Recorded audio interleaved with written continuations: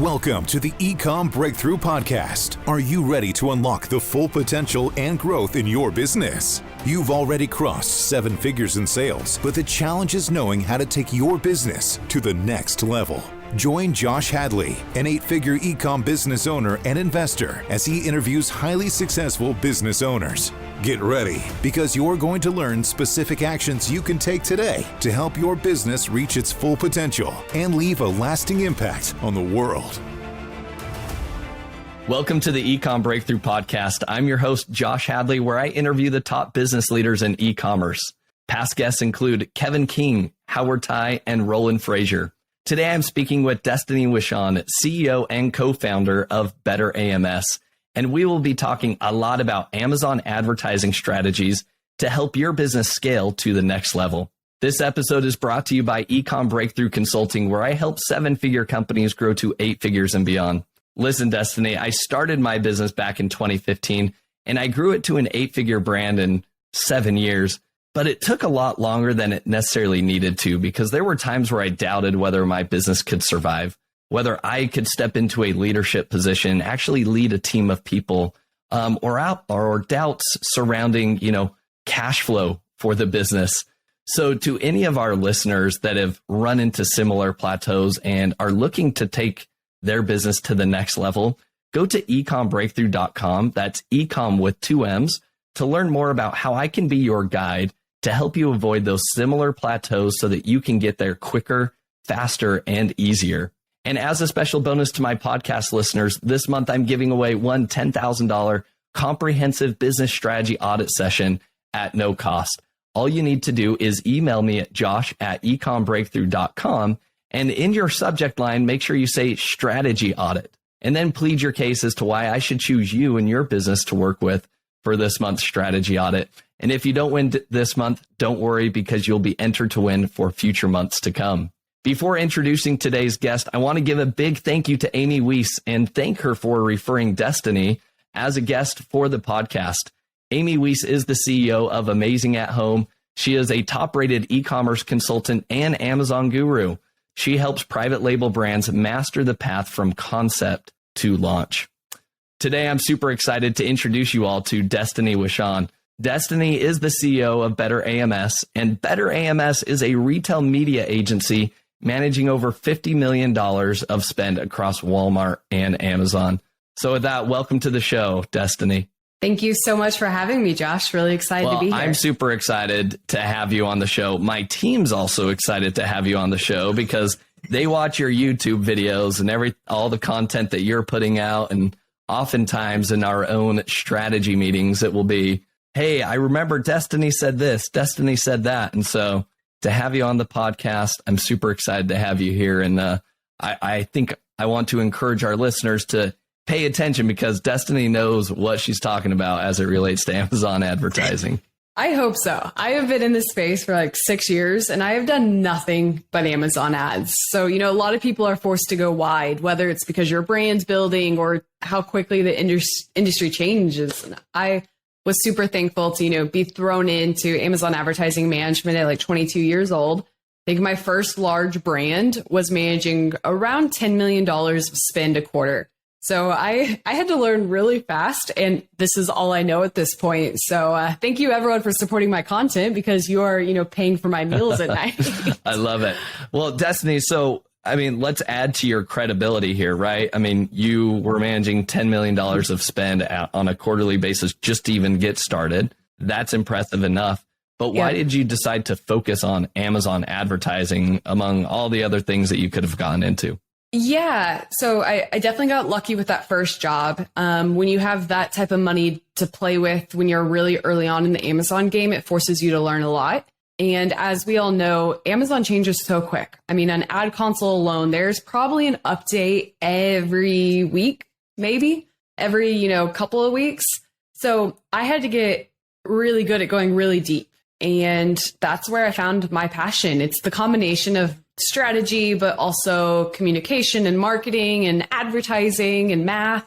So I just loved it. And honestly, like I said, everything changes so quick that if I tried to do anything else at this point, it would really dilute my ability to do Amazon ads well. And that's kind of where we're at. Well, I think it's a smart decision to be doubled down on Amazon advertising right now, because we know how profitable it is for Amazon, and Amazon only continues to invest more resources, more updates to advertising, because they see that as a clear path to, again, future profitability for their own business. Yeah. 100%. So, yeah, Destaney, with that, let's kind of kick things off by talking about, what is the importance of PPC, especially for established sellers. Many of our listeners are established sellers. They're making, high six figures, or they've probably crossed that 7-figure mark for sure. But they want to grow their business to 8 figures and beyond. What role does Amazon advertising play in helping them scale up their business? So I'm going to go a little bit philosophical in the beginning. For one, this is our ideal client range. I think we're on track to manage around 75 million in spend this year. The average tacos for all of those is around 10 to 12%. So we're just under $1 billion in sales. And the biggest variable I think we see is that mindset shift to being solely profitability focused and solely cash flow focused. I mean, I always tell everyone, like when I'm talking to, the business owners and the leadership team managing these brands, I'm like, you're a cash flow intensive business. You will live and die by your P&L. But there comes a time, especially on a retail media platform like Amazon, where you have to pay to play at some point in time. I mean, all of search is now oversaturated with ads, and it's not a traditional marketing expense. Like when you pay for a billboard, you're paying for views, or when you put an ad on Facebook or Instagram, you're paying for those views and just that, incremental KPI. On Amazon advertising, you spend more money on the right ads, your organic rank increases. That's the part that I think becomes really, really valuable as you're kind of switching to that mindset of becoming 8-figure seller. Almost all of your 8-figure, 9-figure sellers on the platform know that it's more than advertising. You're not advertising just for clicks. You're advertising to improve your organic rank. And that focus is, I think, what makes the brands that I'm seeing successful really take it to the next level right now. I completely agree. It's kind of having that mindset shift, right? That, hey, I just need to become profitable on all of these ad campaigns. What's the most profitable campaign, and turn off the rest, right? But there's a lot that goes into actually, using an ad campaign and PPC to help boost your organic rankings. There's an actual strategy behind that, because you can't just, hey, I got $1 million a day, Destaney. I should be ranked number 1 on every single keyword, right? Yep. That's not going to happen. So, Destaney, why don't you walk us through what is that strategy of how does PPC play a role in boosting somebody's organic ranking? Yeah. So let's kind of talk about organic rank in general. In order to rank well, you need to be driving high amounts of volume, because Amazon is an algorithm and they need to have a lot of data to say, hey, these customers do love buying this product when they search for this. 5 orders for the term chapstick is not going to get you ranked for chapstick, because the top 4 competitors are doing hundreds of thousands. So you really need to have volume comparable to them. The second thing that influences organic rank is conversion rate. So if you're converting less than all of your competitors, you're not going to rank well, because you're sending a signal to Amazon that when customers click on your listing, they're not buying. So that's not beneficial for Amazon. Regardless of, theories around Amazon ads and Amazon taking our money, Amazon at the end of the day wants customers to click on products and buy products. That's what's going to make them be successful. So if you're not converting well, you're not going to rank well. So we work backwards from those 2 KPIs. When we're looking at Amazon advertising and organic rank, we want to make sure we can drive high amounts of volume to keywords that convert the best. Now, the next question I always get is, okay, well, give me some category metrics. How do I know what a good conversion rate is? How do I know how much volume to drive? Well, up until the last 6 months, we didn't have that data first party. We could pull it through tool providers who are, running forecast and scraping data, but it wasn't from Amazon. Well, recently, Amazon's rolled out something called brand metrics. So everyone who wants, actionable steps, go into your advertising console. In the top left-hand corner, you're going to see this little button that looks like an upwards arrow. Click on that. You're going to see a tab called brand metrics, and it's going to show you all the categories related to your brand. You're going to have supplements. If you sell supplements, it's going to be supplements, protein, probiotics, and all the subcategories underneath it. Click on the one you want to analyze.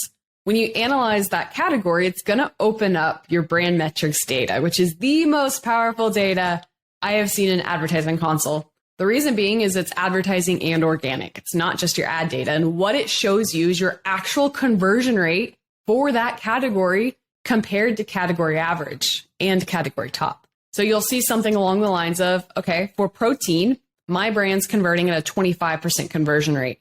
Category average is 30%. What can I, take from that? Okay, well, I'm converting less than 5%, 5% less than category average. So I need to improve my listing and improve my offer before I can drive more traffic, right? Because again, you're not going to rank better if you're not converting better. The second thing that's very valuable is it actually shows you detail page views as well. You can say, hey, for my brand in protein, I'm getting 3,000 detail page views a month. My competition is getting 30,000 detail page views, which is a good indicator how much volume, again, we're going to need to drive within that category to improve our organic rank. So once I have that, compiled data, that's when I'm going to start making advertising strategies. But I'm going to pause to see if you have any questions or anything your audience may want to know. No, I love that. I'm following you. I think one question would be, Amazon's rolled out they've shared a lot more data than they have historically with us. So how is brand metrics different than you have Product Opportunity Explorer? You have the search query performance reports, right? And I've heard that the biggest challenge, and we've been trying to navigate this ourselves, is like, which data is correct? Because they're not lining up. The conversion rate over here for search query performance isn't matching up with Opportunity Explorer, probably isn't matching up with brand metrics. So what is the actual data that we should be paying attention to? Well, I will say what makes me a good advertiser is actually that I'm a decent entrepreneur in that I try to do things at scale. Search query performance report is one of my favorite reports for a brand owner who has nothing but unlimited time to focus on search query performance report, but it's not very scalable because it's on the ASIN level and then on the search term level. Another thing I'll say is search query performance report isn't pulling in full engagements across the board. It's only pulling search terms. It's not pulling all the traffic you're gathering from PDP views. So if someone goes to your competitor's PDP and then pulls up your listing, that detail page view is not being pulled in, right? So there's so many discrepancies. Why brand metrics is so powerful, in my opinion, is again, it's advertising and organic data combined. That is the top title of brand metrics says that. So it's actually clearly laid out. That's not us pulling assumptions or Amazon, bull crapping something to us. And two, it's starting top down. It's giving me broad data. So now I can easily scroll through my categories rather than finding all these incremental search terms and trying to work backwards to identify an issue. Brand metrics, allows me to see it within 5 minutes. And then if I want to go deeper, that's when I'm going to start pulling out Product Opportunity Explorer, brand analytics, and then looking at search query. And I'll let you kind of continue down that path that you were going.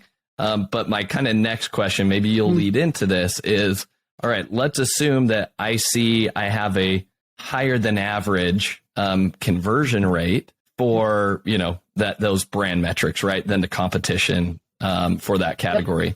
But some, as we know, every keyword's going to have different performance, right? So I would assume you have a strategy that says, okay, if we're higher across the board, that doesn't just mean, hey, turn everything up on our Amazon ads. Every single keyword gets 10x the spend now because we're on fire. Instead, I would assume that do you take things at a keyword level and say, okay, we're higher here, but we're lower here. Can you explain that in more detail? That is the absolute perfect segue into the Amazon advertising strategy behind organic rank. So everyone wishes they had unlimited budgets, and every seller I talk to thinks they have an unlimited budget until they don't. So what we really look at is working backwards from that budget and then selecting the top keywords. So we can either use search query performance report to understand our conversion rate, or what I like to do is just go into my campaign manager, look at all my exact terms and figure out what's converting the best. Once I figure out what's converting the best, I then figure out my traffic potential, right? I say, hey, I'm converting really, really well for, vegan protein powder, but I'm not converting well for protein powder. Protein powder is very competitive. So then it's, where should I put my budget that's going to drive the most organic rank growth that I can afford? It's going to be in vegan protein powder because it has just enough of a competitive advantage. And then what we do is we create single keyword campaigns. So that way I know exactly how much budget I want to give. And we focus on top of search. Now, if you're on a limited budget, you may not be able to afford this, right? Some of these keywords get really expensive, but we focus on top of search because that's where the most volume comes in. Every single customer who goes to Amazon sees the ads at the top of the page. So we'll set up this exact match campaign focusing on vegan protein powder. We'll put really high bids, so that way we're winning top of search. Sometimes I'll put a top of search modifier in, especially if I'm using a software that I need to override. And I'm going to put a controlled amount of budget to this keyword, however much I can afford. For vegan protein powder, speaking from experience, it's going to be like a $10 to $12 bid. So most people aren't going to be profitable, and that's okay. The goal is not profitability, right? The goal is organic rank increase. So Josh, you've been in the space for a while. Do you remember the days of like search, find, buy and doing giveaways and everything that's not legal? Giving your product away for free reviews. And, that was an easy way to boost your, I guess, number of sales, right? Your velocity.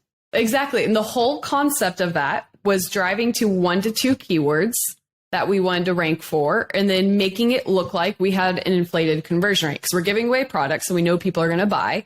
They're going to pick these 2 keywords. And the reason it worked is because it was driving high volume to keywords that converted well. So all we're doing is taking that exact same strategy, but applying it to ads. Except for now, you have to assume that you're giving away product again. You're not going to have this profitable advertising strategy, which is why we put them in their own campaign. Because sometimes you can't afford to drive as much traffic as needed. And you're going to have to drive slower traffic over time and build up. But as long as you're tracking that organic rank increase, you're in an okay spot. I love that. That's a huge mindset shift. I just had the lights just turned on with that. When you said, hey, we all kind of did these old search, find, buy campaigns. We back in the day, 2016, we were giving away products at 90% off on the big deal sites or whatever. They'd have to search something, right? I was so confident in being like, spend that money. That will return in organic ranking. I have no problem. But then when it comes to Amazon advertising, it's like, whoa, my ACOS is 90% on this. Turn it off. Like that. I can't. That's not realistic. That's not profitable. But with that being said, it's like, have that same mindset of, no, I'm losing money on this. I understand that. I'm giving this away, but the return is that this is going to boost my organic ranking. Now, in theory, it sounds perfect. And I like that mindset shift. I'm going to dive into it sounds beautiful and simple, right? Like everybody should be crushing ads now. The challenge is, number one, you've got to have the conversion rate that's above others, right? That's a whole other conversation on listing optimization and different things you can do on your detail page to increase your conversion rates. We'll save that for another guest. But for you, Destaney, it's how do you track that organic ranking and actually tying the two together that says, yes, because I started spending and I boosted my top of search placement for this keyword, I saw this, increase in organic ranking. And do you see that being repeated? So, there's multiple questions in there. How are you tracking those keywords? How are you tying the data together? I'm ready. Because there's so many different variables in Amazon, right?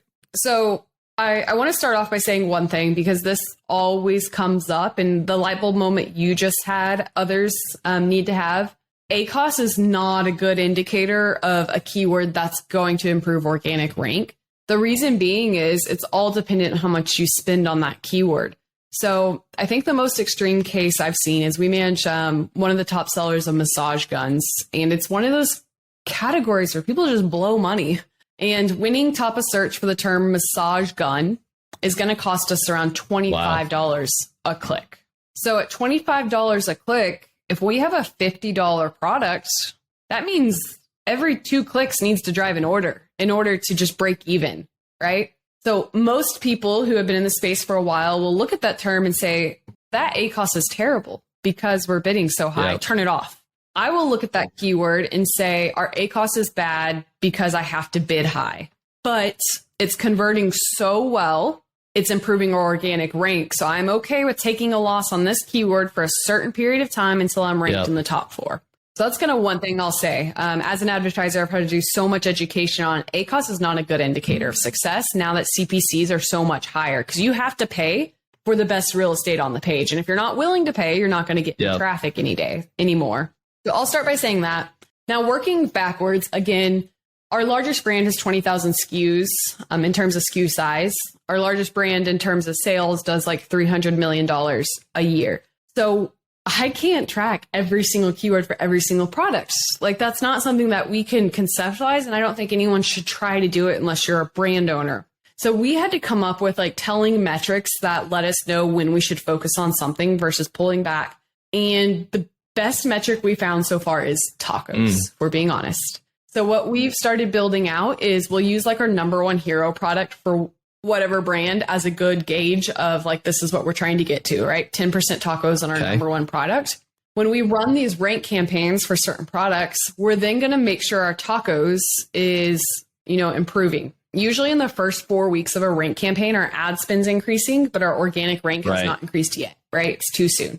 So that's normal. But after 4 to 6 weeks, we should start seeing that tacos decrease or stabilize because our organic rank is now increasing so much more. Like the two things we want to look for is either taco stays the same, but revenue increases. That means organic rank's increasing, or tacos is decreasing, which means ad spend increased, but organic rank increased even more. So that's like the number one variable we've used. Now I have videos on how to use search query performance report on tracking organic rank increases per search term, but that is not scalable. So do not come to like your agency or your team and expect that, because it's almost too much data. Like Amazon opened up Amazon Marketing Cloud, Amazon Marketing Stream, Brand Metrics, Search Query Performance Report, and everyone like, in theory, everything's great. You can actually track your organic rank increase on the search term level using brand share within Search Query. But can you do it at scale? Yeah. Not well. Yeah. I think that's fascinating, your approach of the measuring tacos overall, but also having the mindset and understanding that, it's going to take 4 to 6 weeks. So is that kind of what you've seen? Because I think that's where a lot of brand owners get scared, right? Is ACOS is really high. And again, I don't know why ACOS was always drilled into our minds from the get-go, but that was like Amazon's measurement. I know. And now it's all about 100%. Tacos, which it should have been from the beginning. Yes. But that's the nervous thing for a brand owner, right? Because a physical products e-commerce business is very cash flow intensive.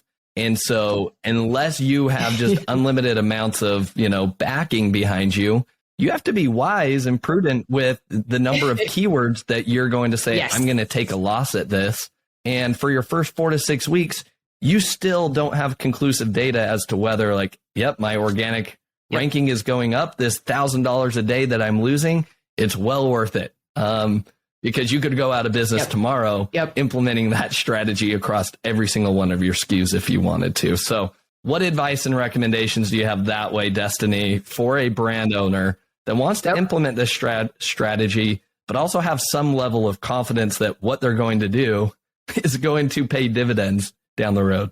Yeah. So I want to give a shout out to the first thing, which is using your brand metrics to actually verify where you should be spending. I have so many brands come to me and say, hey, we have the best product in the category. And then I look at their data and I'm like, you don't have the best product in category. So start there. But this is like the best philosophy when you're considering organic rank. And I just drew this. So I'm sorry, my arrows are beautiful. But for those who are listening in, basically the concept is if I have $1,000, I can either spend $100 on 10 keywords and hope I'm incrementally ranking and matching the volume of my competitors for those 10 keywords. Or I could take $1,000 and invest in one keyword. And again, hope I'm matching the volume of all my competitors. I would rather focus on one keyword because that's what's going to make it a quicker increase in organic rank. Now, to give an example, I think the most crazy case study we ran is we have a brand who spends around $2 million a month. And we wanted to go all in on one keyword for Prime Day. They had a discount. We wanted to invest in this keyword from a market share perspective. Our advertising conversion rate was 35%, which was insane. It's a really high number. We spent $70,000 during the lead up of Prime Week and Prime Week, and our organic rank increased from number 8 to number 4. Now, a lot of people are like, well, that's not a ton. You're already on page 1. What's the difference? It is a huge difference because when you're number 4, you're now directly below the sponsored ads, but you're above the video and search ad, and you're above that sponsored carousel. So you're really moving up, 15 different placements. And because of that, our tacos stayed the same. And for those who don't understand math, what it means is our spend increased by $70,000 on this one keyword, but our organic lift increased the same amount. So that percentage stayed the same. So if we would have spent $10 to drive $20 in sales, we're now spending $1,000 to drive $20,000 in sales. And that's what this did. And once you're in the top 4, you can then pull back on your spend, right? Because that organic placement is going to maintain the volume that you're having to supplement with ads. So we were able to pull back on spend. And once we did that, our tacos went even lower and we were able to ride the wave of being in the top 4. It took less than 14 days. That is a huge increase in less than 14 days. But the reason was we had enough freaking money to maximize volume and to match our top competitors on the page. Yep. Makes a lot of sense, which I think leads into the next question here. And you briefly touched on this. A lot of brand owners come to you probably and say, oh, well, my budget is unlimited if it's profitable, right? Like if it's profitable, then spend as much as you want. And I think I've fallen into that camp at some times. So Destaney, based on your wealth of knowledge and experience working with even higher level brands doing 300 million a year, how would you recommend a brand owner comes up with a budget for their products? Yep. Yeah. So a budget's obviously going to be so dependent on goals and growth and all of those things. So I always struggle to give that. I will say I interviewed a ton of the other agency owners. I think we're managing in total, I counted over $500 million worth of spend. And what everyone said, an average tacos for a high growth brand that's trying to be competitive is around 10 to 15%. I don't love giving that as a general gauge because I know a lot of people have certain SKUs that are going to be a lot higher because they're a more competitive category and different goals. And I hate giving one size fits all solutions. Anyone who's listened to me or followed me knows that it's my biggest pet peeve. But I will say something to remember is that Amazon advertising is actually really precise. Sometimes Facebook ads where you're doing audience targeting and behavioral aspects are combined in. Amazon ads are not like that. You can be so granular. So one thing we recommend is we set up all of our strategies on the campaign level. So when a brand comes to us, we're going to have campaigns for profitability. We're going to have campaigns for keyword research. We're going to have campaigns for brand defense, and we're going to have campaigns for rank or market share. And when we have all of those set up, that means we can take that budget and fluidly adjust based on our needs. So if we have a $20,000 a month budget and this month we're launching a new product, we're going to shift more of that budget to be focused on rank. And that's going to take away from our profitability campaigns, which means we're probably going to have a higher ACOS, but we're launching. Now, the moment that becomes steady, we're going to lower our budget on our rank and move to profitability. So that way we can be really fluid with those adjustments that make your Amazon advertising align with your actual top line sales goals.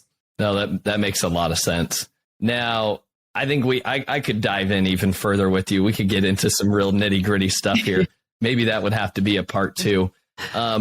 Because what I'd like to shift into is we went through this last year in terms of trying to identify a software solution that could execute a lot of these good strategies. So for our team, we hired an internal PPC manager. We were formerly with an advertising agency for, I think, 4 years. So we had been with them for a long time. But to your point, it's hard for an agency to really get into the details of every single product and tracking their metrics. And we have 1,200 different SKUs, and we need to, we have different strategies that we want to implement, kind of exactly what you're talking about. We have exact match, single keyword campaigns, etc. With that being said, that's more than what one person could do in a single day, right? Is constantly optimizing and looking at Excel spreadsheets. So we went through the effort of trying to identify what are the best advertising softwares for Amazon PPC. So Destaney, you've done a lot of research. You've said there's a lot of software services that are claiming to be implementing and utilizing a lot of AI right now. And AI is the buzzword of the year and probably of the decade at this point. So what is your take and recommendation for, again, an established 7-figure business owner that wants to help scale up their ads? They're willing to invest their own time and resources to do it themselves. What are some of the best software services that you've seen to, again, just help manage the amount of data that's coming through and maybe automate some of those tasks? Yeah. So I, again, kind of like starting top down. One, the first thing I always ask is like, yes, you have someone dedicated to this, but do they truly know Amazon ads? Do they know how to set up all the campaigns appropriately? Do they know, how deep they need to go? And are they willing to stay up to date with all of that?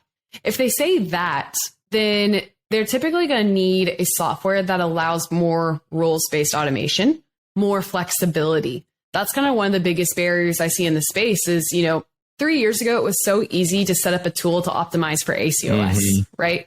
Lower your bids. That's it. That's all you need to do is lower your bids frequently and expand your keyword research. Nowadays, again, when you have to bid so high just to get traffic, ACOS is not the best metric to use. So when we're looking at softwares, we typically recommend, okay, if you need something that you're more advanced, you really need to know what's going on, then we typically recommend like, hey, PackView is great for market share, data analytics, and really understanding rules-based automation. But it's not great if you have no idea how to use advertising console, right? And then you have like Scale Insights and all these new tools. But really you need to consider the fact, like, do you need an automation software? Or do you need a software that empowers who's already managing your team? Now, on the flip side, let's say, hey, I do need an automation software because we have 10,000 SKUs and the person on my team really doesn't know the differences in everything. That's when we make recommendations for, like the Perpetuas, the Take-A-Metrics, because those are a lot less rules-based and a lot more, hey, we're going to do the 80-20. We're going to set up the brand campaigns, the category campaigns, the auto campaigns, but let it run on autopilot, which is perfectly fine. You can do either.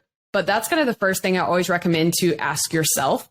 The second thing is every single tool is pretty much running the exact same insights. You have a few outliers like Quartile, which just go ahead and carve your own path there. No comments on that. But like everyone's doing the same. They're doing bid management and keyword research. So you just got to figure out like what one best fits your system. No one has a truly amazing AI model because I don't know the technical perspective that your audience knows, but we're all getting the same endpoints from the API. And it's not a lot. Amazon Stream was just released in the last 4 months, and it's the first time we've actually had hourly data. That has never been given to sellers or software companies before. It's all been manipulated and forecasted. So knowing that, you can kind of start to see hey, we're all working with the same thing. No one has this crazy access to real first-party data that can be AI. In my opinion, you can be a really great rules-based system and you can be using, hundreds of millions of data points to forecast. But I don't think we've really seen the true power of AI with what we have on the Amazon advertising search side. DSP, maybe, but that's a whole another podcast again. Yes, that is. Awesome. Well, I think you've given a good lay of the land for a brand owner that's looking to do things in-house. But first, you've got to determine all right, what are your goals and strategies? Who is it that's going to be leading this? And what's their level of experience? And, fortunately, just so the audience knows, we ended up going with PackView because of what you mentioned. It's rules-based automation. And so it allows us to, again, execute the exact strategies that Destaney's talking about, where we have single keyword exact match campaigns. We are able to say, all right, this keyword is crushing it with our conversion rate.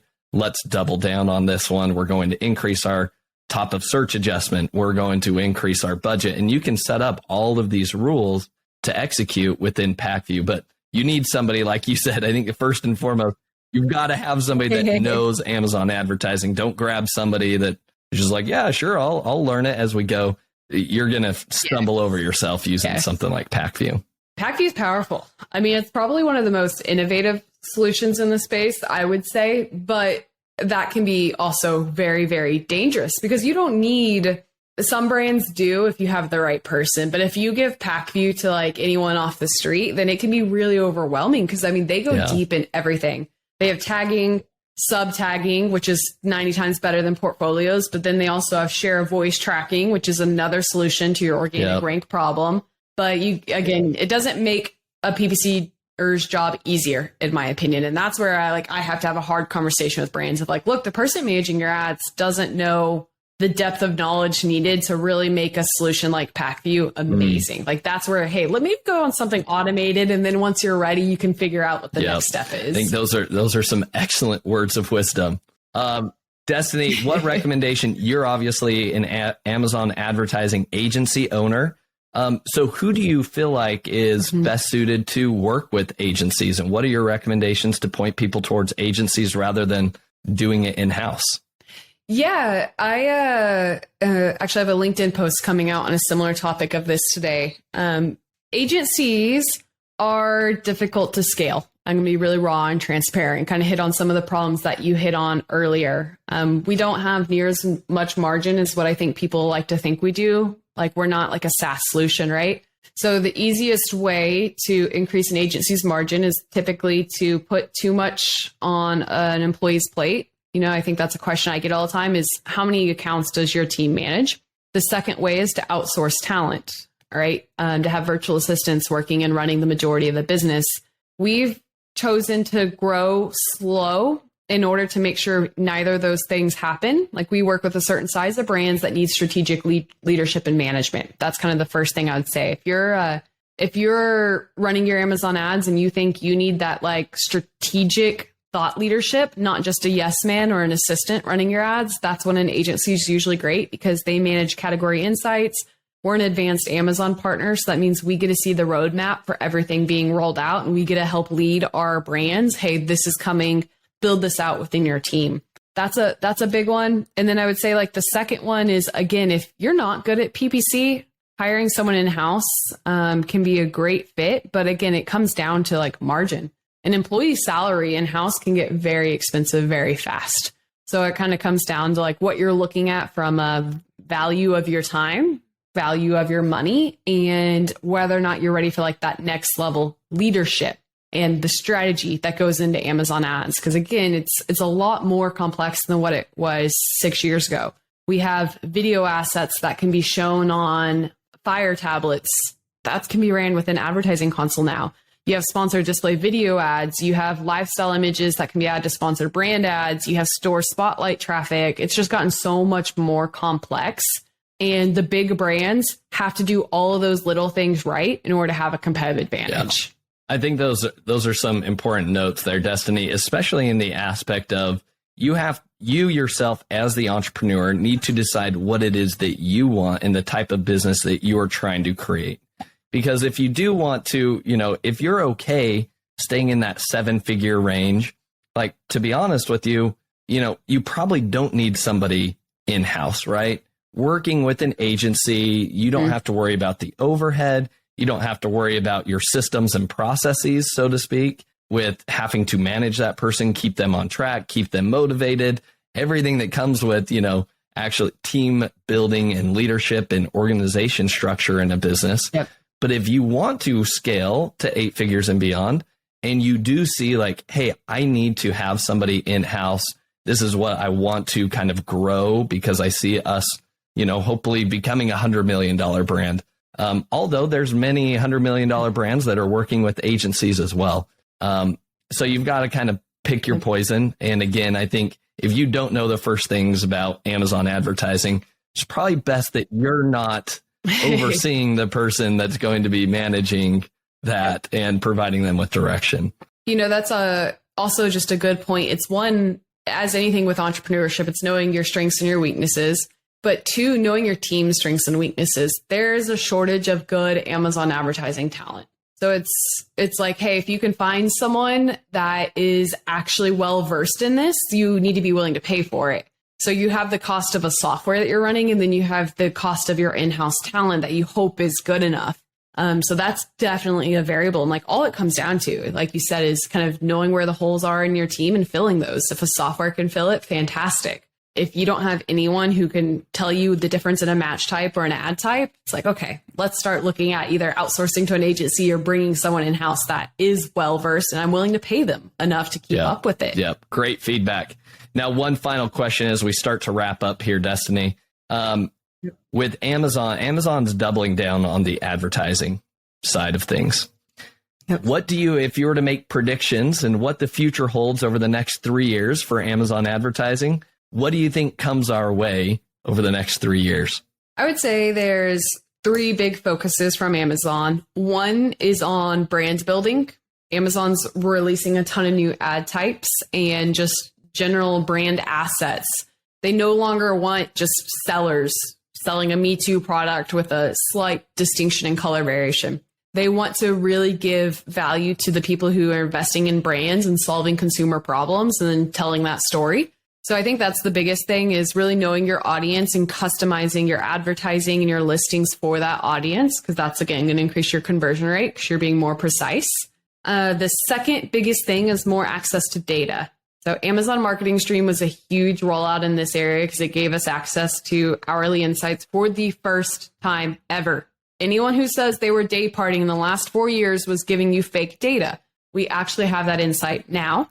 We also have access to Amazon Marketing Cloud, which can allow us to build our own attribution models. It can allow us to see path to purchase and tie in retail engagements, which is the biggest value add. We can say, hey, this person walked in Whole Foods and bought because they saw this ad.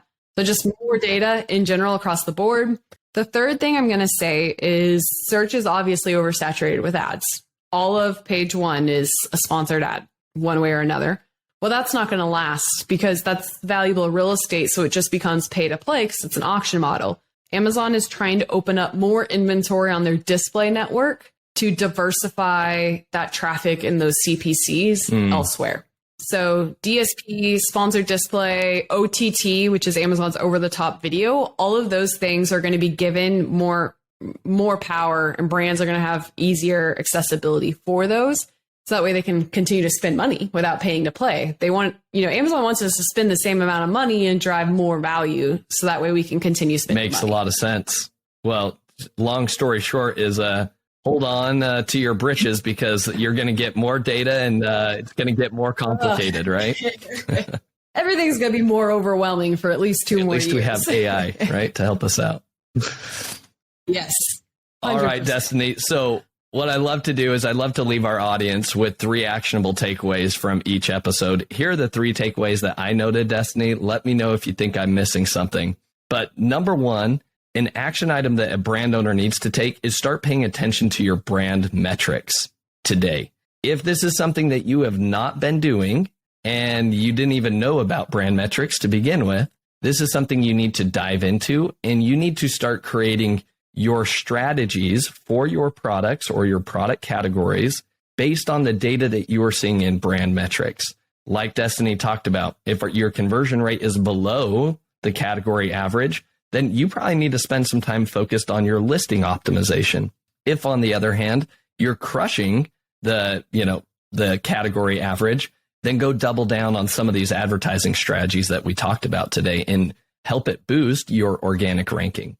So that's action item number 1. Action item number 2 would be diving in and having a mindset shift with the old, way of getting products ranked, of search, find, buy, giveaways, all of the things that used to be done 5 years ago. You're now effectively able to do that, but doing that through, white hat tactics of Amazon advertising, and having that mindset shift to say, hey, yeah, I might be losing money on this particular keyword, but through our conversation today, you should be able to track your organic ranking increase from that to ensure that, yeah, you're losing money, but at the end of the day, it's actually boosting your organic ranking. And so it's overall worth it. Just like all of the old search, find, buy strategies where you were losing money, but you knew it was worth it. So last but not least, third action item is that with Amazon advertising, this is not something that you can sit idly by and say, well, I don't really want to invest in an agency. I don't want to necessarily invest in, an internal team. If you take that approach and you're like, I'll turn on some auto campaigns and just see what happens, you are going to get smoked by sellers like myself or everybody else that is following the strategies that Destaney just laid out today, because Amazon is becoming more of a pay to play. And especially as it relates to organic rankings and being able to support that, you will lose to a brand like myself that is focused on, hey, I might be losing money here, but I know it's supporting my organic ranking. Because we've gotten that detailed in our reporting, that's going to be hard for you to beat if you're just turning on an auto campaign or trying to pull the sheets over your head and pretend that Amazon advertising doesn't exist. So, Destaney, is there anything else that we failed to mention here? Man, I think that was a perfect summation. We could go 28 layers deeper for every single one, but I think that was the best way to, concisely finish it off. Well, Destaney, I love to ask every guest these 3 questions. So the first question is, what has been the most influential book that you've read and why? I would say How to Win Friends and Influence People was one of my favorite books, as well as 7 Habits of Highly Effective People. Like, combining those two has helped me just be a better human. And I think with everything that we do, all of business comes down to people connection. And those 2 books were really the foundation I needed to, kind of kick off my career. Love those books as well. Next question. What is a new or game-changing software that you've recently come across that you think is going to be a game changer? I'm going to say ChatGPT, even though everyone's probably tired of hearing it and seeing it on social, just because we found some really unique ways to tie it into our business. As fun as in our kind of Slack channels, we were creating a ton of songs for each other based on these random absolute variables. We were making them for the team just from a culture perspective. And we had so much fun for it. Hey, let's do a podcast intro jingle and all of these. But on a more actionable level, the insights they can pull, and they can help with category research and keyword research and understanding what your unique value proposition is. All of those things, I think, are going to unlock potential for the people who know how to utilize the Totally right agree. Yet again, another podcast episode in and of itself, right? Yes. All right. Last and final question here, Destaney, is who is somebody that you admire or respect the most in the e-commerce space that other sellers should be following, and why? So I will say I have been incredibly grateful with how amazing the community is in general. And I know that's a little bit of an out of an answer, but going to conferences and just being open-minded and willing to give back, I could not name how many people have stepped in and helped me or given me advice along the way. So put yourself out there. Don't look at a conference and think, okay, I'm not buying a ticket because the strategies shared aren't going to be worthwhile. It's not about that, in my opinion. I have sat down with sellers who have given me the most amazing operational advice, and I've built a really great network on LinkedIn. And I think that's been really powerful. If people are looking for specifics, I made a post about this yesterday with my top 10 that I recommend, and I'll send it to you so that way anyone else can reach out and follow. But 90% of the people I've met in the community have been willing to help in any which way. And I think I've been very thankful for that. We'll have to link your LinkedIn post to the comments here in the notes section. Well, Destaney, thank you so much for your valuable time today. If people want to learn more about Better AMS and follow you, and I think you're even willing to do a free brand audit for them, where could people reach out to you at? So the best place is betterams.com. If you're interested in anything on the agency, our whole team posts a ton of content, LinkedIn, YouTube. And if you ever have any questions, just feel free to reach out. We try to get back to everyone. I'll say try because I get a lot of random Q&As after things like this. If you're ever interested in just running an audit, we try to audit as many brands as we can, and really just provide as much valuable insights and feedback as possible, regardless if we're going to work with them or not. We're in it for the long term. E-commerce isn't going anywhere. So as long as we build strong relationships, that's what matters the most. That. Well, I definitely encourage everybody to go follow Destaney. Again, she puts out a lot of great YouTube content, LinkedIn posts. So follow her along there, even if you don't need an advertising agency right now. And if you're in the market for an advertising agency, go check out Better AMS. So Destaney, thank you for your time today. Amazing. Thank you so much, Josh. Thank you for listening. Visit ecommbreakthrough.com for more information. If you've enjoyed today's episode, the best way you can show your appreciation is by clicking the subscribe button and quickly leaving a review. See you again next time.